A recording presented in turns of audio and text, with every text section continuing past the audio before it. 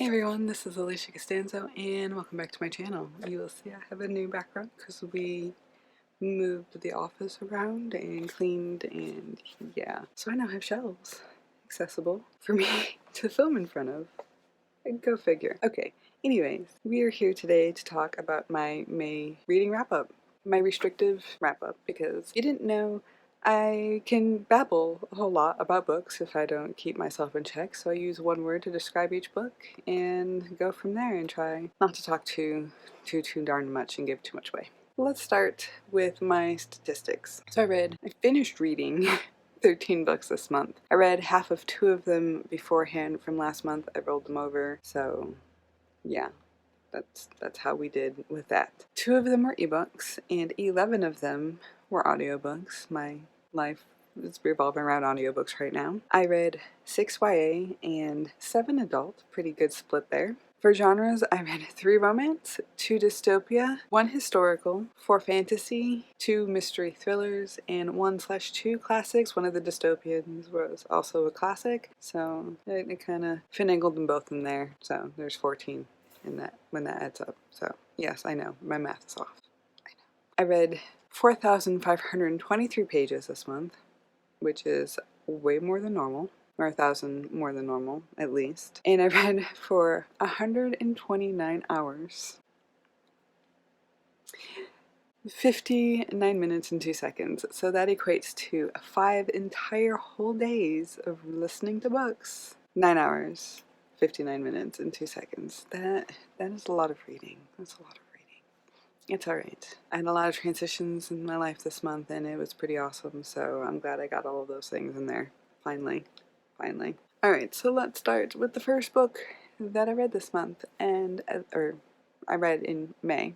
The first book that I read in May was Red, White, and Royal Blue by Casey McQuiston. Is that how you say your name, sweetie? I don't know. Anyways, this was one of my romances. This is YA, and my word for this was sweet. So I gave this 4 stars. I found it really, really sweet. I was entertained by a lot of the tension build and romantic elements of these 2 characters being together, the prince and I think it was Alex. It was my first book of the month and I read 13, so grasping to remember here. I think it was Prince Harry and Alex, or Harry? I don't know. Henry, I think Henry. Anyways, super sweet, super cute. When I first started it, I thought Alex was a bit much. I'm like, am I gonna be into this? Let's give it a try. I kept going because it was one of my YouTube suggests. I ended up really liking it. There was one major plot point where I was like, okay, a little bit predictable there. But overall, I enjoyed it. It was cute. I definitely connected with the coming to terms with being bisexual. That was handled really well, and I feel like a lot of people are going to see themselves in that in varying degrees. So awesome for that. Yeah, I'd recommend. Not in my wheelhouse in general, but I still enjoyed it quite a bit. So yeah, 4 stars. Book number 2 was Orphan Island, and that is by Laurel Snyder. And this was my dystopia. I gave it 4.5 stars, and my word for this was puberty, because this was an allegory for puberty and the changes of life and going from childhood to adulthood, because it's Orphan Island. 1 orphan gets sent there every year and 1 returns. People who are on the island don't know what happens when we return. The reader doesn't know what happens when they return either, and 1 of them chooses to stay, so that there are 10 of them instead of 9 of them. I think that's how the math works out, and everything goes haywire. Their utopia dies, and it was parts of it were a little rough to get through on purpose, because being a teenager and going through puberty is rough, and it definitely depicted that. I want to know what the ending. I don't want to give away, but I wish I knew more. And she's presumably still writing the prequel, I guess it would be. I have seen word of that, so I'm really excited if she actually gets through that, because I would love to know what really happened. Why these orphans are sent to this island. Because there's also the original girl there, and there's letters of her writing home, and just the questions that it raises in the young protagonist. Yes, I gave it, again, 4.5 stars, so it's pretty awesome. Book number 3 was a historical fiction, which is definitely not my normal thing either, and it was Dear Mrs. Bird by A.J. Pierce, and I gave this 5 stars. It surprised me with how much I enjoyed it, being World War II, wanting to be a correspondence writer. The young protagonist, Emmy, wanted to be a war correspondent and, a reporter, and she had to face all these things. Women don't really do that stuff, but women are putting in the work to do these other things, how dangerous it actually is. Okay, so my word for this was atmosphere, because I completely believed that we were in London, England, or I don't know if we were in London, but we were in England in World War II, and the tension that was wrought, the things that happened around them, the things that influenced the plot, every bit of it was perfect atmosphere for what was being talked about in this book. And it was very female power forward, because what you would normally say is strength in a woman is in being bossy, being confident, being powerful, all those things that we usually see men as powerful for, like the stigma of that, was undermined by this woman who just had good intentions, and she wanted to be a real person, and she wanted to actually help people, but she was defined by her gender, and she countered it quite well as made some mistakes that ultimately were her strengths, if that makes sense. Her caring about people who wrote into this newspaper, the head honcho, Mrs. Bird, going, we don't talk about anything that's bad, that's negative. We don't talk about relationships. We don't talk about sex. We don't talk about the war. We don't talk about anything that's ugly. Oh, you want to know how to reduce the look of swelling in your ankles? We'll talk about that. How to get the right kind of lipstick? We'll talk about that. How to set your table properly? We'll talk about that. Anything that's actually important, we're not going to talk about that, because it's unseemly. And she wrote letters to those women and signed Mrs. Bird because she couldn't stand the thought of not helping them. It worked out really perfectly. I cried. It was pretty impactful. So definitely 5 stars. Squeaked under being my favorite read for the month, just by a little bit. Not much. I read a lot of good books this month, though. I read a lot of good books this month, surprisingly. Because last month, not so many. Okay, anyways, Dear Mrs. Bird, A.J. Pierce, 5 stars, would recommend. Not too overly done with the historical part of the fiction, just enough to make the story work, which I liked. Real Problems, good deal. Okay, so book number 4 is Shadow of Night by Deborah Harkness. Ooh, I actually have that. Hold on. It was this chonker. This gigantic chunk of a book. This thing was my punishment from January. Yes, I have a physical copy. Yes, I waited so many months to read this because I was waiting for my audiobook on Libby, because I would not have been able to read this with any kind of speed if I didn't have the audiobook.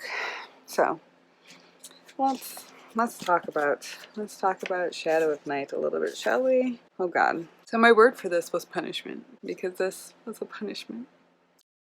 I gave it 3 stars, which is not as low as it could be. I did, again, enjoy a lot of bits of the story that happened, a lot of the characterization, same as I enjoyed with the first one, but it took forever. 24 hours book. This was a 24-hour book. 24-hour book. It could have been 12 or 18, somewhere in that range. We could have cut out a lot of the repetition of the people of that time wanting to either use the main character or punish her for being a witch, because this is time travel, and just everybody wanted her.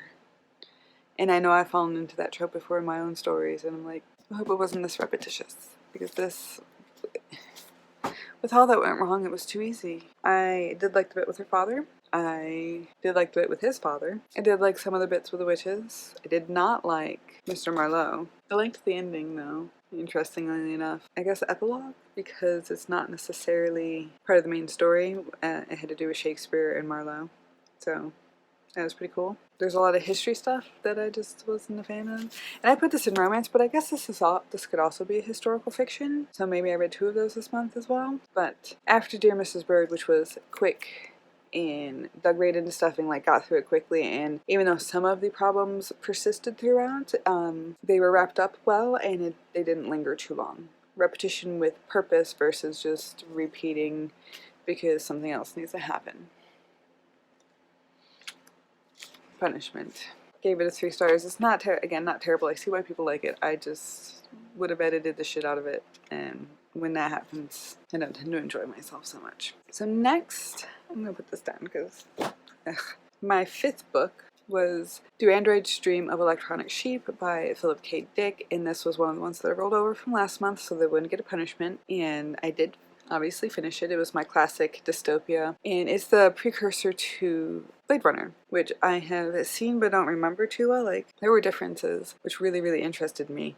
Let me find my word. So I gave it 3.5 stars, probably because it's a classic, and I tend to dislike classics in general. But my word for it was empathy. There was this one scene where a chicken head is what they called him, as somebody who was considered less than and left below on Earth, all of the issues of Earth, but was well enough to have a job and to be helpful and productive, and he lived in an abandoned apartment building alone, and then an android moved in, and then there was a couple more, and he made friends with her, but there was a spider, which they value life highly because so many things are extinct, so everybody must have an animal of some sort, not only for status but to help the earth and the creatures that were there that they essentially ruined and destroyed. But anyways, there's a spider, and so like they talked about how he had a pill bottle and how everybody carried a pill bottle just in case they saw the spider, because this might be the last spider in existence and they have to save it, they have to keep it, they have to take care of it. And the androids wondered what would happen if we snipped off 4 of its legs. Would it work just as well as 8? And his reaction to them doing that and him trying to plead with him not to do that was like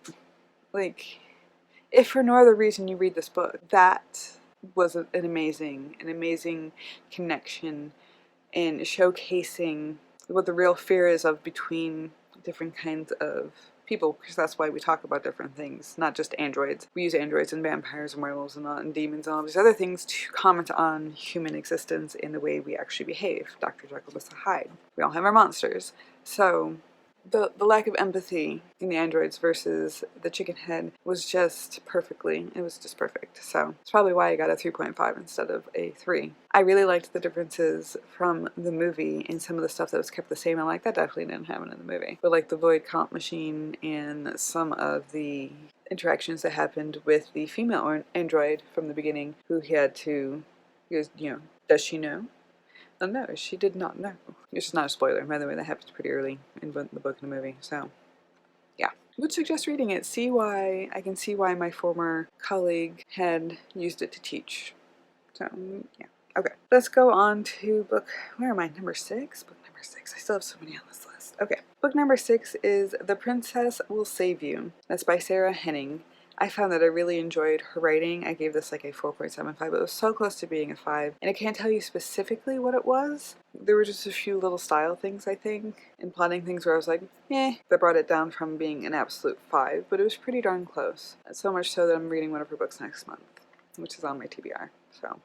The word I'm using for this is love, because this whole thing is powered by love. Losing a father, a princess having to take over her kingdom but needing to marry first, and the battle for that because of the trace and all these other things, and they kidnap her best friend, who's a stable boy, and he keeps going, she's gonna come save me and you're gonna be sorry. She's gonna come save me, you're gonna be sorry. And they're like, you see her behind us? She's gonna come save me and you're gonna be sorry. And you know what? She fucking saves him, and they're sorry. So, like, do I really need to say anything more than that? I hope that's not, like, spoiling it, because you know that that's going to happen because it's foreshadowed so much. I won't give you all the nitty-gritty details of how fucked up it gets, though. And, like, it gets fucked up, and I loved that bit of it, so definitely, like, just, again, squeaked under being my favorite. It combated with Dear Mrs. Bird, but the one that's actually my favorite, I haven't talked about yet, was just, like, it just made my day. So, okay.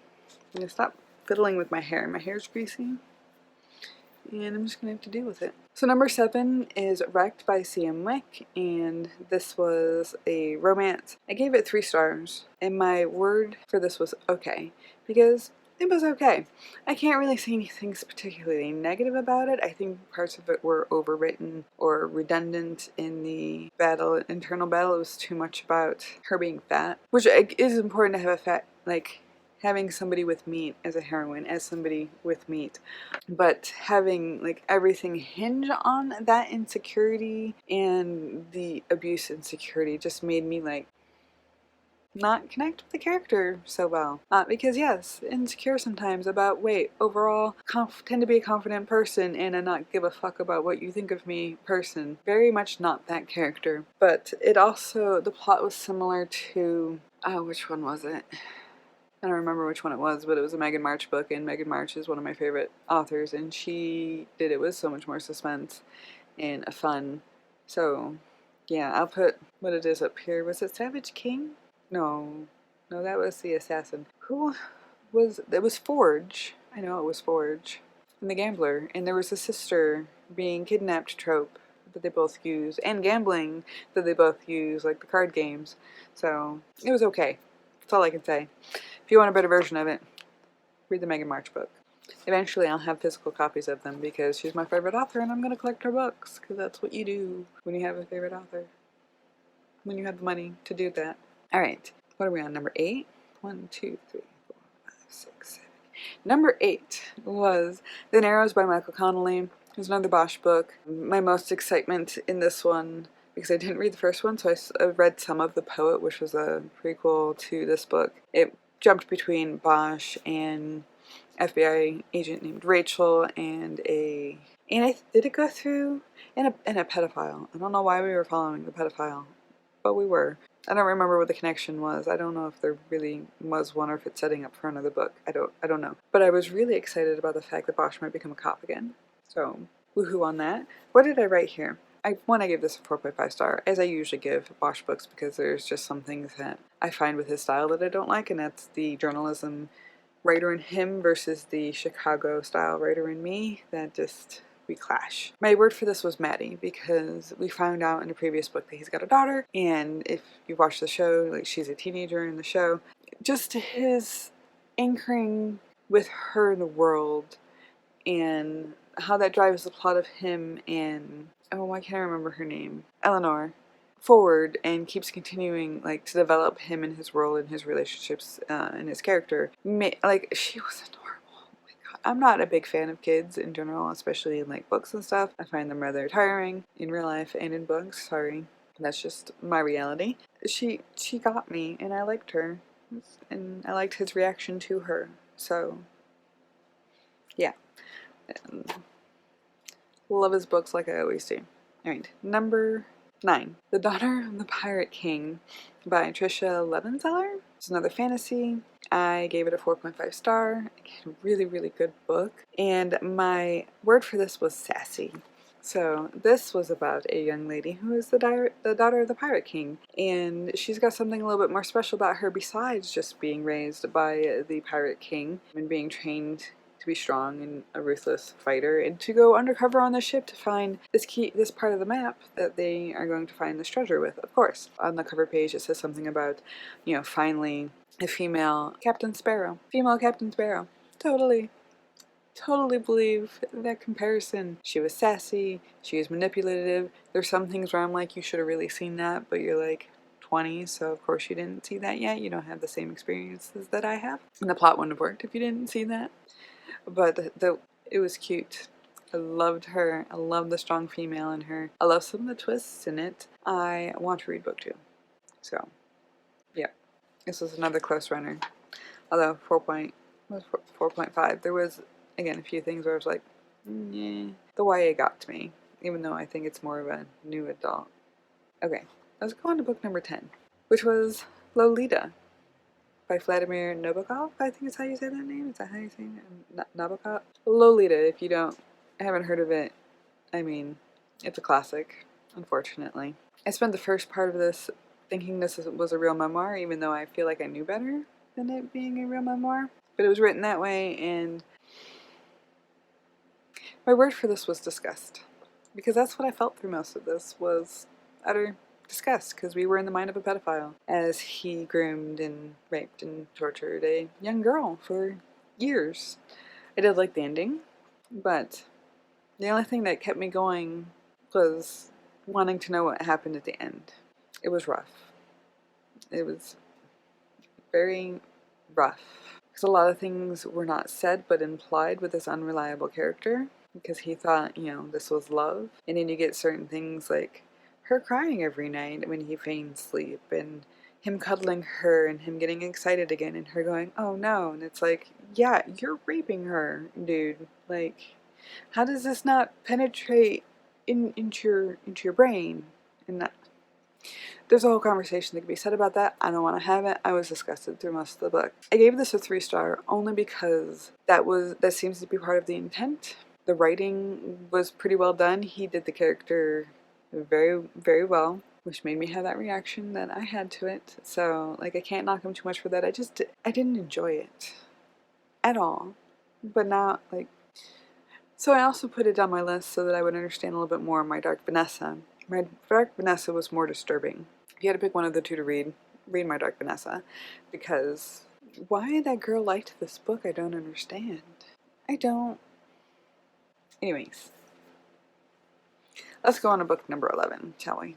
But book number 11 was Lock Every Door by Riley Sager, and I'm pretty glad that it was a good cleanser. I gave this 4.5 stars, and my word for this was creepy. Now, I did know what the twist was at the end. I absolutely knew what was really going on in general. Like what all these, so there's apartment sitters in this very elite apartment building, get paid $12,000 to stay there for like 3 months. It's a lot of money.